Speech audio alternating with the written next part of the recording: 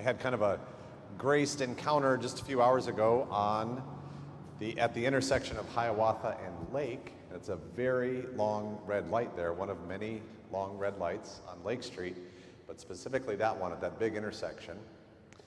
And while I was at that light, there's a few women nearby under the bridge there, and one of them came over and started visiting with me, and we had a little conversation about a variety of things, and then toward the end she said, "Okay, I want you to promise that you will go and sit on a bench and look at the water with someone you love soon. And if you don't, you're grounded." And then the light turned green. I said, "Okay, thank you very much." I thought, what a very beautiful and tender and human little invitation, maybe big invitation, that this woman gave under the bridge at Hiawatha and Lake, living in very difficult circumstances, right? That intersection is it's loaded with people who are obviously suffering a great deal on all kinds of different levels. Such pain and enduring who knows what in their lives, right? And yet, out of the places of darkness there, for one person, an offering of such humanity and such tenderness and such love could come out of that place of such violence and darkness and inhumanity. It has stuck with me, especially in light of the reading that we just heard from the book of Revelation on this Feast of the Assumption. And we're given that most dramatic of scenes from the book of Revelation. It's hard for me to think of a more unsettling vision that comes out of all of Scripture, and there's a lot of them in Scripture, right? But that vision that John has in the heavens of the pregnant woman with child and about to give birth, and then this unbelievable monster of a dragon with multiple heads ready to devour that child. I mean, the contrast of that, the tension of that, the drama of that scene, that is an apocalyptic scene that's given in Revelation, it's hard to think of a more unsettling and disturbing vision that's given, with great power and great violence coming at life and tenderness, and ultimately the Mother of God and God in the flesh in Jesus, right? The one who is to redeem the world.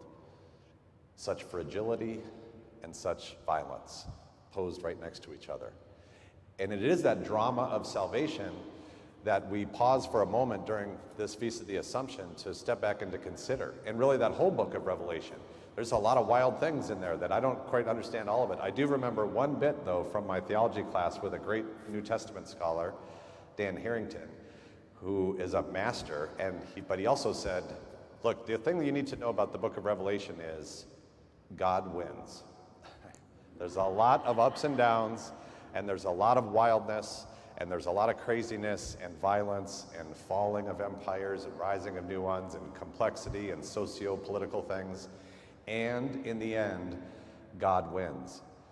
And even that vision that we're given from the book of Revelation with the pregnant woman about to give birth to God in the flesh, that is the sign for us. That's the way that God wins. The way that God wins in light of all of the darkness and the violence and the hatred that exists in our world. It's part of the human condition, and that is so evident in so many ways. And there's so many things to be discouraged by in our world and in our life, always in our humanity, right?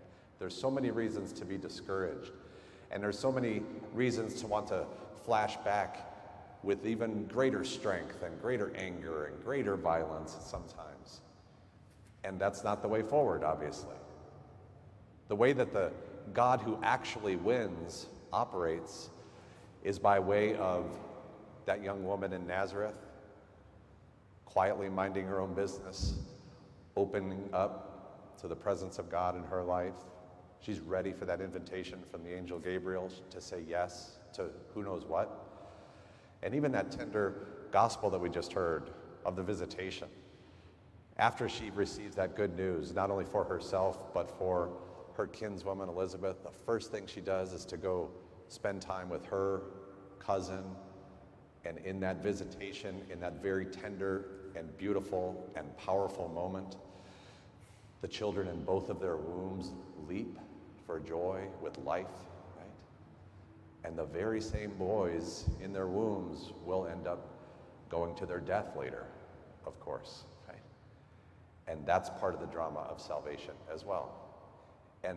But somehow in the midst of it, within all of the things that we live in the midst of in our world and in our lives, and sometimes places of great discouragement and great reasons to give up hope, great reasons to want to lash back in violence sometimes, the way forward always is the way forward of the vulnerability of Mary, the vulnerability of the Christ child.